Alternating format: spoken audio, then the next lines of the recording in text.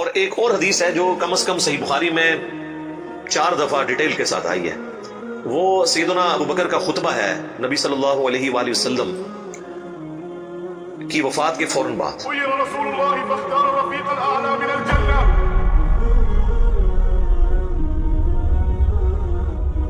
حضرت ابو بکر کے خطبے کے الفاظ یہ ہیں، من کان یعبد محمدا فإن محمدا قد مات، جو کوئی بھی تم میں محمد کی عبادت کرتا تھا تو جان لے کہ محمد مر چکے۔ مات کے الفاظ ہیں۔ فإنه من كان يعبد محمدا فإن محمدا قد مات۔ ومن يعبد الله، اور جو کوئی اللہ کی عبادت کرتا ہے یا کرے گا، مضارع کا صیغہ استعمال ہوا ہے، فإن الله حي لا يموت، تو بے شک اللہ تعالیٰ زندہ ہے، اسے کبھی موت نہیں آئے گی۔ تو یہ خطبہ آپ نے یعنی پڑھا، اور پھر اس کی دلیل میں سیدنا ابو بکر نے قرآن کی یہی آیت تلاوت کی، سورہ آل عمران آیت نمبر 144، اور امام بخاری نے کتاب التفسیر چیپٹر جو قرآن کی تفسیر کا لکھا ہے صحیح بخاری کے اندر، اس آیت کو انہوں نے ہیڈنگ بنا کے یہ حضرت ابو بکر کا خطبہ نقل کیا ہے، وما محمد الا رسول قد خلت من قبلہ الرسل افإن مات او قتل انقلبتم على اعقابکم، محمد تو نہیں مگر ایک رسول، اگر یہ مر جائیں یا قتل کر دیے جائیں تو کیا تم دین سے الٹے قدم پھر جاؤ گے؟ وما محمد الا رسول قد خلت من قبله الرسل افإن مات او قتل انقلبتم على اعقابكم ومن ينقلب على عقبيه فلن يضر الله شيئا وسيجزي الله الشاكرين۔ اور جو کوئی دین سے الٹے قدم پھرے گا تو اللہ کا کوئی نقصان نہیں کرے گا، اور اللہ تعالیٰ ثابت قدم رہنے والوں کو جزا دے گا جو شاکرین ہوں گے۔ شکر کے لیے امت کو یہ میسج دیا کہ نبی اسلام کی تعلیم یہ ہے کہ آپ کو بت نہیں بنانا، اور اس میں میں بولا کرتا ہوں کہ یہ محمد رسول اللہ صلی اللہ علیہ وآلہ وسلم کی کامیابی ہے کہ آپ نے ایسی ٹیم اپنے بعد چھوڑی ہے جو ان کی میت میں ان کے فضائل بیان نہیں کر رہی، توحید بیان کر رہی، کیونکہ ان کو پتا تھا کہ محمد رسول اللہ سے بھی آلموسٹ 500-600 سال پہلے ایک شخصیت دنیا میں گزری جس کے نام پہ دنیا کا سب سے بڑا شرک ہو رہا ہے، عیسیٰ ابن مریم۔ نبی صلی اللہ علیہ وآلہ وسلم نے ایک دوسرا عیسیٰ ابن مریم بن جانا تھا اگر صحابہ کرام شروع میں اس معاملے کو کل نہ کرتے، اور یہ انہوں نے اپنی ذاتی اختراع نہیں تھی، یہ نبی اسلام کی مبارک تربیت کا اثر تھا، کیونکہ صحیح بخاری میں موجود ہے، دیکھنا میری شان کو اس طرح بلند نہ کرنا جس طرح عیسیٰ ابن مریم کے ماننے والوں نے ان کو ان کی شان میں بڑھا دیا، ڈیوینٹی ان کے بارے میں کلیم کر دی، میں اللہ کا بندہ اور اس کا رسول ہوں، مجھے اللہ کا بندہ اور اس کا رسول ہی کہنا۔ اس میں میں نے وہ احادیث ڈسپلے بھی کی ہیں صحیح بخاری کے اندر کہ جب نبی صلی اللہ علیہ وآلہ وسلم کی وفات ہوئی تو سیدنا ابو بکر جو ہے وہ حجرہ عائشہ میں داخل ہوئے، چونکہ محرم بھی تھے، اور اس حال میں کہ انہوں نے دیکھا کہ مسجد میں جھمگٹا لگا ہے اور سیدنا عمر جو ہے وہ تلوار اٹھائے کھڑے ہیں کہ جو کوئی کہے گا کہ محمد صلی اللہ علیہ وآلہ وسلم دنیا سے جا چکے ہیں تو میں اسے قتل کر دوں گا۔ قبض رسول الله يا عمر، ما تقولون ذكرتكم أمهاتكم؟ قطع الله ألسنة من يزعم أن رسول الله صلى الله عليه وسلم توفي. لا، بلى يا ابن الخطاب، خرج الخبر من بيت عائشة أم المؤمنين. قلت لا۔ سیدنا ابو بکر حجرہ عائشہ میں داخل ہوئے، اللہ کے نبی صلی اللہ علیہ وآلہ وسلم کے مبارک چہرے سے کفن ہٹایا اور آپ کے ماتھے پر بوسہ دیا اور کہا، اے اللہ کے رسول، اللہ تعالیٰ آپ پر 2 موتیں کبھی جمع نہیں کرے گا، ایک موت آپ کا مقدر تھی، وہ تو آپ کو آنی تھی، یعنی ہر انسان کے لیے ایک ہی موت ہے، دوسری موت نہیں، اب آپ آخرت کی زندگی میں چلے گئے تو موت کا مزہ جو ایک دفعہ تو سب نے چکھنا تھا وہ آپ نے چکھ لیا۔ فلن تصيبك موتة بعدها أبدا۔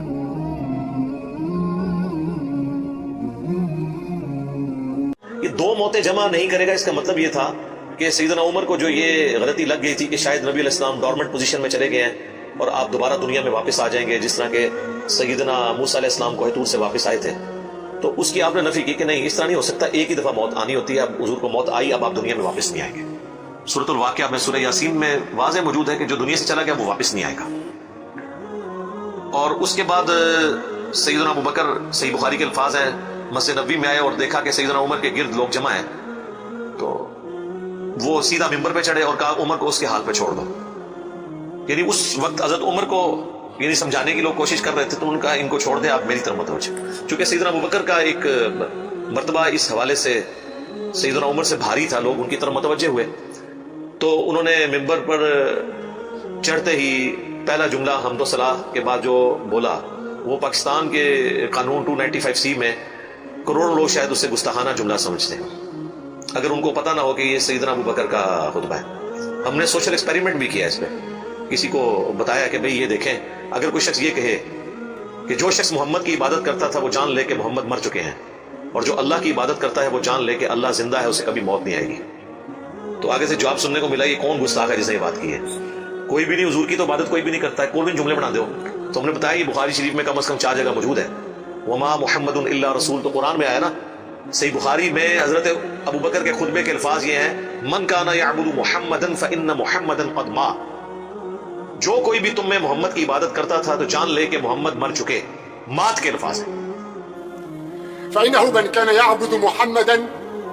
فإن محمدا قد مات، ومن يعبد اللہ، اور جو کوئی اللہ کی عبادت کرتا ہے یا کرے گا، مضارع کا صیغہ استعمال ہوا ہے، فإن اللہ حی لا يموت، تو بے شک اللہ تعالیٰ زندہ ہے، اسے کبھی موت نہیں آئے گی۔ تو یہ خطبہ آپ نے یعنی پڑھا، اور پھر اس کی دلیل میں سیدنا ابو بکر نے قرآن کی یہی آیت تلاوت کی، سورہ آل عمران آیت نمبر 144، اور امام بخاری نے کتاب التفسیر چیپٹر جو قرآن کی تفسیر کا لکھا ہے صحیح بخاری کے اندر، اس آیت کو انہوں نے ہیڈنگ بنا کے یہ حضرت ابو بکر کا خطبہ نقل کیا ہے، وما محمد الا رسول قد خلت من قبلہ الرسل افإن مات او قتل انقلبتم على اعقابکم، محمد تو نہیں مگر ایک رسول، اگر یہ مر جائیں یا قتل کر دیے جائیں تو کیا تم دین سے الٹے قدم پھر جاؤ گے؟ وما محمد إلا رسول قد خلت من قبله الرسل أفإن مات أو قتل انقلبتم على أعقابكم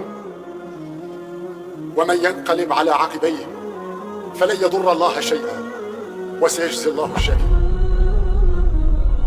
اور جو کوئی دین سے الٹے قدم پھرے گا تو اللہ کا کوئی نقصان نہیں کرے گا، اور اللہ تعالیٰ ثابت قدم رہنے والوں کو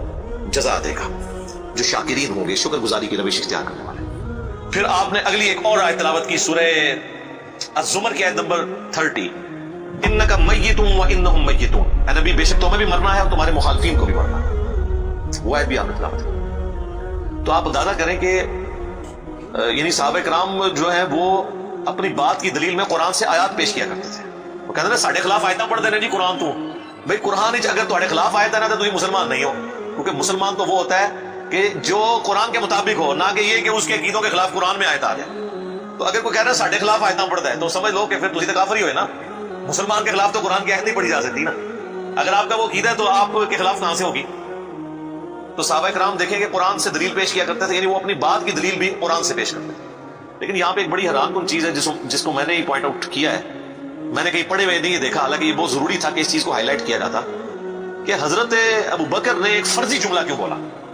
کوئی ضرورت نہیں تھی، اور جملہ بھی ان لوگوں کے سامنے بولا کہ جن میں سے کوئی بھی رسول اللہ کی عبادت نہیں کرتا تھا۔ یہ لوگ ہوتے تو یہ ان کو کھڑے ہو کے کہتے تو کی اتنے تقریر پہ کرنا ہے، وہ دروشی پڑھ تو اتنے حضور میت ہوتے تو اتنے گستاخانہ آیتاں پڑھ رہے ہیں کہ جی جو محمد کی عبادت کرتا تھا وہ جان لے کے محمد مر چکے ہیں، ایک دے لکھے ہے قرآن سے،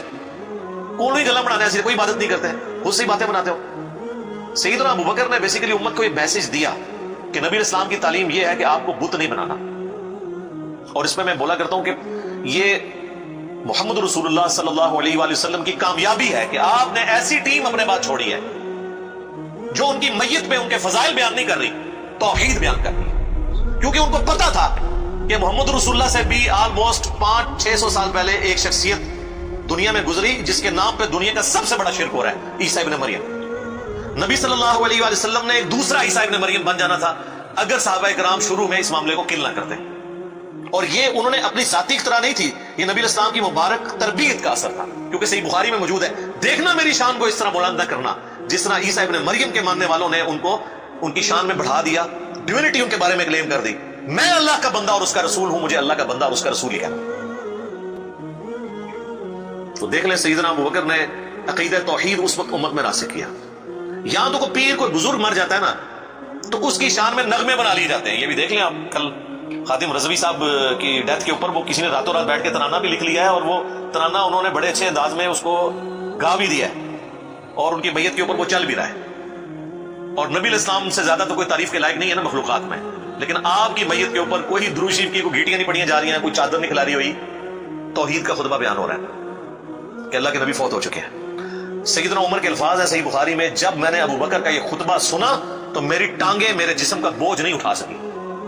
اچھا آپ لوگ قرآن و حدیث سنتے ہیں تو غصہ آ جاتا ہے، صحابہ قرآن و حدیث اپنے عقیدے کے خلاف سنتے تھے نا، تو ان کی ٹانگیں ان کے جسم کا بوجھ نہیں اٹھاتی تھی. وہ اتنے پشیمان ہوتے تھے کہ میں غلط کانسیپٹ کے اوپر ہوں, میں فوراً رجوع کروں. اور سیدنا ابوبکر کے خطبے کے بعد سیدنا عمر کہتے ہیں مجھے یقین آ گیا کہ حضور فوت ہو چکے ہیں. اور پھر بخاری کے الفاظ ہیں, صحابہ کہتے ہیں کہ ہم کئی دن تک ہماری یہ حالت تھی, جب ہم ایک دوسرے کو ملتے تھے نا تو ہم یہ آیت سناتے تھے, وما محمد الا رسول قد خلت من قبلہ الرسل. یہ سورہ آل عمران کی آیت نمبر 144, تاکہ ہمیں یہ یقین آ جائے کہ نبی اسلام دنیا سے جا چکے ہیں. ایک دوسرے کو یہ آیت سنایا کرتے تھے, گستاخانہ آیت, یہ تو گستاخانہ ہی کہتے ہیں. یہ ہوتے تھے جناب ایک دوسرے کو چلنا کچھ اور ہی سنا دے, ناتا سناتے رہتے. تو صحابہ نے ظاہر ہے انہوں نے تو مشن لے کے چلنا تھا نا, ان کو تو پتا تھا کہ پیغمبر کا کام ہے اللہ کا پیغام دنیا تک پہنچانا. اس کے بعد وہ امت کے کام حوالے کر کے چلے گئے. اب پیغمبر کے ساتھ نسبت اس کی ہوگی, محمد رسول اللہ کا لاڈلا قیامت کے دن وہ ہوگا, حضور کی شفاعت کا حقدار وہ شخص ہوگا جو نبی اسلام کے مشن کو آگے لے کے چلے گا. یہ نہیں ہے کہ جو جتنا اونچا نعرہ مارے گا. یہ چیز نہیں. ہم لوگوں نے تو اس حوالے سے بالکل کانسیپٹ جو ہے نا وہ بدل لیے ہوئے ہیں. چونکہ ہم نے قرآن پڑھا نہیں ہے اس لیے ہمیں اندازہ نہیں ہے کہ قرآن پاک میں نبی صلی اللہ علیہ وآلہ وسلم کا سچا محب اور سچا پیروکار کس شخص کو ڈکلیئر کیا گیا ہے جو آپ صلی اللہ علیہ وآلہ وسلم کا مددگار ہوگا ان کے دین کے بارے میں. یہ بڑی سخت آیت ہے جی, یقین کریں انسان ہل جاتا ہے جتنی بار اسے پڑھتا ہے. آیت نمبر ہے 157 اور 158. الذين يتبعون الرسول النبي الأمي الذي يجدونه مكتوبا عندهم في التوراة. یعنی اہل ایمان کے بارے میں آ رہا ہے کہ یہ اس نبی کی پیروی کر رہے ہیں, اس نبی امی کی جس کا ذکر یہ لکھا ہوا پاتے ہیں اپنے پاس تورات اور انجیل میں. یأمرهم بالمعروف, جو انہیں حکم دیتے ہیں نیکی کا, وینہاہم عن المنکر, اور روکتے ہیں انہیں برائی سے, ویحل لهم الطیبات, اور حلال کرتے ہیں ان کے لیے پاکیزہ چیزیں, وَيُحَرِّمُ عَلَيْهِمُ الْخَبَائِثَ, اور حرام کرتے ہیں خبیث چیزیں, یعنی اللہ کے اذن سے وہ شریعت کا پیغام پہنچاتے ہیں. وَيَدَعُ عَنْهُمْ إِصْرَهُمْ وَالْأَغْلَالَ الَّتِي كَانَتْ عَلَيْهِمْ, اور جو بوجھ ان پر پڑ چکے تھے, جو ان کے گلوں میں توق تھے, جو خود ساختہ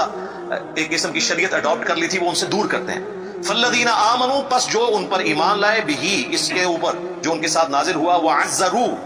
اور ان کی عزت کرے, وَنَصَرُوا, اور ان کی مدد کرے, وَاتَّبَعُوا النُّورَ الَّذِي أُنزِلَ مَعَهُ, اور اتباع کرے اس نور کی جو ان کے ساتھ نازل ہوا, یعنی قرآن. اولئک هم المفلحون, یہی لوگ ہیں جو کہ فلاح پانے والے ہیں. یعنی اللہ تعالیٰ فرما رہا ہے کہ نبی صلی اللہ علیہ وآلہ وسلم کا سچا امتی کون ہے؟ جو کہ ایمان لے کر آئے ان پر, اس کے بعد ان کی عزت کرے. یہ تو دونوں آسان کام ہے. ایمان بھی لاتے ہیں لوگ, عزت ضرور سے زیادہ کر رہے ہیں. ظاہر ہے کہ جب یہ کہیں کہ خدا کا پکڑا چھڑائے محمد, محمد کا پکڑا چھڑا کوئی نہیں سکتا, غلوف کر رہے ہیں. رسول اللہ کے سامنے یہ کوئی جملہ بول سکتا ہے؟ اللہ جس کو پکڑ لے گا نا, نبی الاسلام اس کو چھڑوائیں گے نہیں. نبی الاسلام چھڑوائیں گے اس کو جس کو چھوڑنے کا اللہ اذن دے گا. دھونس کے ساتھ کوئی کسی کو نہیں چھڑوا سکتا. شفاعت بالاذن ہے. ہر دفعہ نبی الاسلام جا کے سجدہ کریں گے اور اللہ تعالیٰ اذن عطا فرمائے گا اور مقرر کرے گا تعداد کہ اتنے لوگوں کو جن کا ایمان اس لیول کا ہے ان کو نکال لیں, جن کا ایمان اس لیول کا ہے ان کو نکال لیں. نبی الاسلام اپنی مرضی سے کچھ نہیں کر سکتے. یہ تو عقیدہ ہی گستاخانہ ہے. تو اللہ تعالیٰ ہمارا ایمان لاؤ اس نبی کے اوپر, عزت کرو, وَنَصَرُوا, اور مدد کرو ان کی کاز میں, ان کے مشن میں. وَاتَّبَعُوا النُّورَ الَّذِي أُنزِلَ مَعَهُ, اور اتباع کرو اس نور کی جو ان کے ساتھ نازل ہوا, یعنی قرآن. اولئک هم المفلحون, ایسے لوگ ہیں فلاح پانے والے. یہ لوگ فلاح پائیں گے. تو فلاح کے لیے صرف ایمان لانا ضروری نہیں ہے بلکہ رسول اللہ کی مدد بھی کرنی ہے. آپ کی عزت اور تعظیم کے ساتھ آپ کی مدد اور قرآن کی پیروی. تو صحابہ کرام نے حضور کی